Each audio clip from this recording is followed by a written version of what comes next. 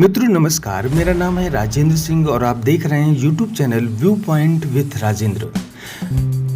आज हम जानेंगे आधुनिक भारतीय चित्रकला का विकास क्रम कैसा रहा है। आइए जानते हैं।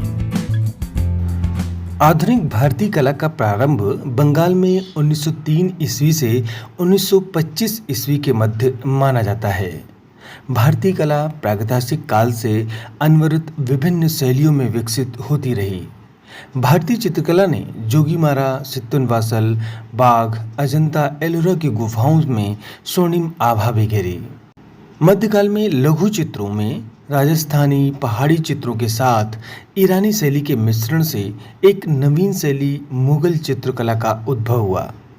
19वीं शताब्दी के मध्य तक भारतीय कला विभिन्न शैलियों में विकसित होती रही।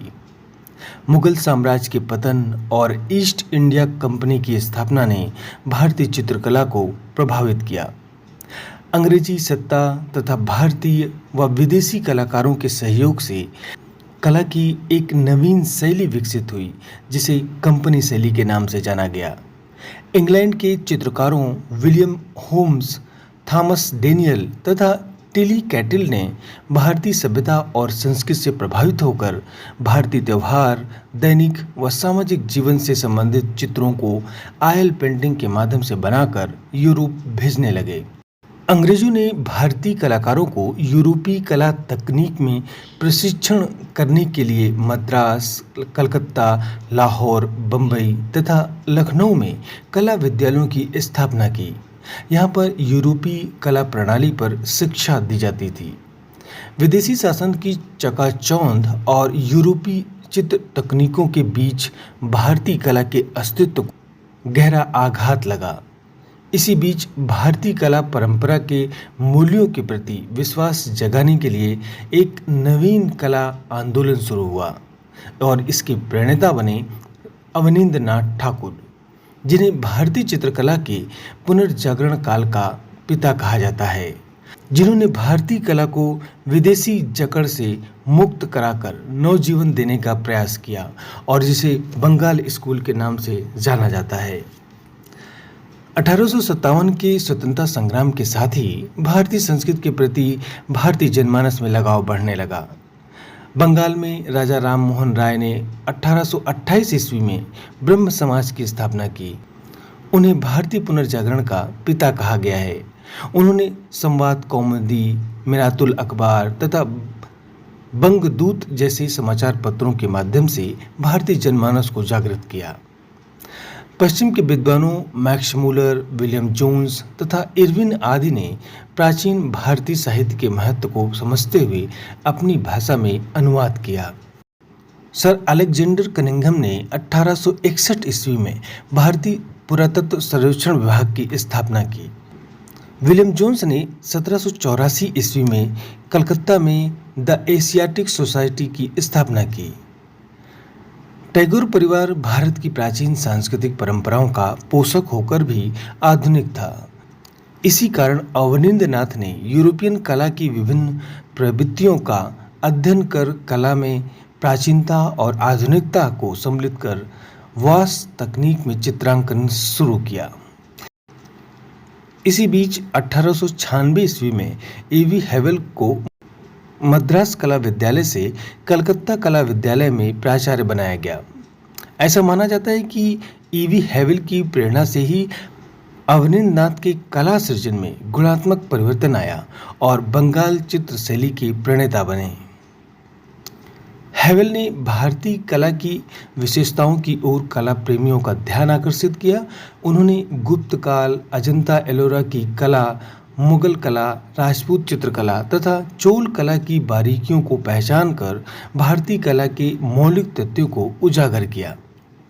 27 अप्रैल 1907 ईस्वी को गगनेंद्रनाथ टैगोर ने सर जॉन वुडराफ की सहायता से Indian society of oriental art की स्थापना की, जिसके 35 सदस्यों में से 30 अंग्रेज तथा 5 भारतीय थे। कला प्रशिक्षण एवं संरक्षण का समस्त उत्तरदायित्व इसी संस्था का था। 1903 से 1925 ईस्वी तक बंगाल शैली अपने चरमोत्कर्ष पर रही। 1925 ईस्वी के लगभग इस राष्ट्रव्यापी कला आंदोलन में एक नवीन मोड़ आया जब भारतीय कला के प्राचीन रूपों के अनुकूल समसामयिक शैली का सृजन कठिन हो गया। विदेशों से भारत का संपर्क होने के कारण तथा भारतीय कलाकारों के विदेश भ्रमण के कारण यूरोपीय कला शैलियों का आदान प्रदान हुआ। 1910 ईस्वी में इंग्लैंड में इंडिया सोसाइटी बनाई गई, जिसमें रोथेरस्टीन, हैवेल, लेडी हेरिंगम तथा आनंद कुमार शामिल थे। 1914 ईस्वी में Indian society of oriental art के तत्वाधान में टैगोर परिवार के कलाकारों की लंदन व पेरिस में चित्र प्रदर्शनियां आयोजित हुईं। रविन्द्रनाथ टैगोर तथा गगनेन्द्रनाथ टैगोर की कला शैली पर इसका व्यापक प्रभाव पड़ा। गगनेन्द्रनाथ टैगोर ने घनवाद से प्रेरणा ली, तो वहीं रविन्द्रनाथ टैगोर ने अति यथार्थवादी शैली को आत्मसात किया। 1912 ईस्वी में रविन्द्रनाथ टैगोर की अमर कृति गीतांजलि का अंग्रेजी में अनुवाद हुआ और 1913 ईस्वी में रविन्द्रनाथ टैगोर को उस पर नोबेल पुरस्कार प्राप्त हुआ। 1915 ईस्वी में रविन्द्रनाथ टैगोर को नाइटहुड की उपाधि दी गई और 1925 ईस्वी के लगभग यामिनी राय ने बंगाल की लोक कला के आधार पर एक नई शैली विकसित की। 1933 ईस्वी के लगभग जॉर्ज कीट ने श्रीलंका में नवीन प्रयोग किए। इस तरह से कला धारा से अब तक चली आ रही टैगोर शैली असामयिक होने लगी। 1936 ईस्वी में अमृता शेरगिल ने भारत आकर चित्र प्रदर्शनी की, जिससे समसामयिक कला को अधिक संबल मिला। आगे चलकर अनेक कला संगठन बने, जैसे कि कलकत्ता ग्रुप 43, 9 गुजराती स्कूल, दिल्ली शिल्पी चक्र इत्यादि। परंतु सामयिक कला का पूर्ण विकास स्वतंत्रता के पश्चात ही हुआ।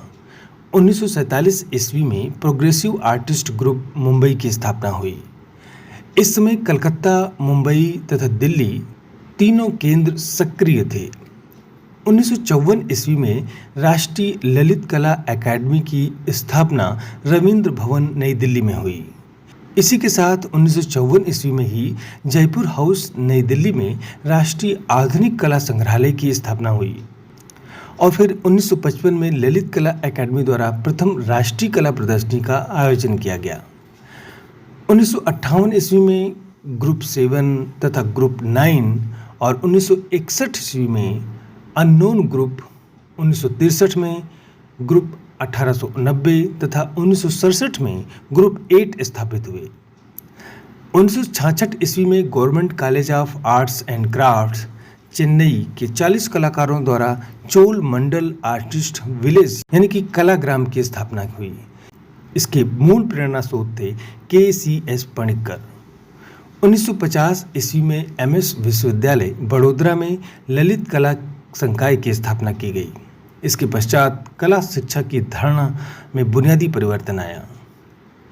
इस समय कला की विविध शैलियां प्रचलित होने लगी थीं। प्रभाववादी, घनवादी, अभिव्यंजनावादी, यथार्थवादी, अति यथार्थवादी प्रवृत्तियों के साथ ही लोक कला, लघु चित्रण तथा तांत्रिक प्रवृत्ति इत्यादि कलाकार प्रभावित हुए। 1980 के दशक कला की दृष्टि से क्रांतिकारी परिवर्तन का दौर था।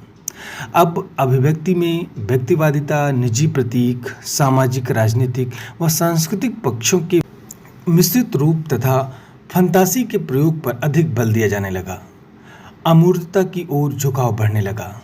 इस समय की आविष्कारपरक दृष्टि, नए रूपाकारों की खोज, तकनीक के विविध प्रयोग तथा माध्यम की विविधता निरंतर विकास की ओर अग्रसर होने लगी। इसी प्रवृत्ति के कलाकारों में MF हुसैन, FN सूजा, SH Raza, NS Bendre, Satish Gujral, Jatin Das, Paritosh Sen, A Ramachandran, जोगिन चौधरी, विकास भट्टाचार्य जी, अकबर पदमसी, मंजीत बाबा, अंजलि इला मेनन, रामेश्वर बूटा, विद्यासागर उपाध्याय, सुरेश शर्मा, GR संतोष, वीरेन डे, गणेश पाइन, मोहन सामंत, राम कुमार, तैयब मेहता इत्यादि नाम उल्लेखनीय हैं।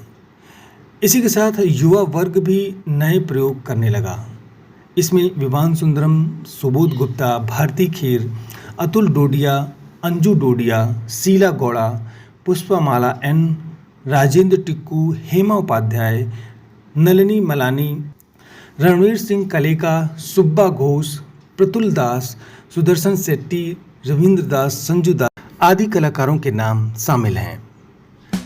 तो फिर आज बस इतना ही। मिलते हैं अगले वीडियो में और जानेंगे कला की स्थानीय शैलियाँ, जैसे कि बंगाल की पट चित्रकला, उड़ीसा की पट चित्रकला, तंजौर शैली और कंपनी शैली के बारे में। तो फिर अगर आप चैनल पर नए हैं तो चैनल को सब्सक्राइब कर दें और वीडियो के बारे में अपनी राय कमेंट बॉक्स में ज़रूर दें। तो फिर मिलते हैं अगले वीडियो में। वीडियो को पूरा देखने के लिए बहुत बहुत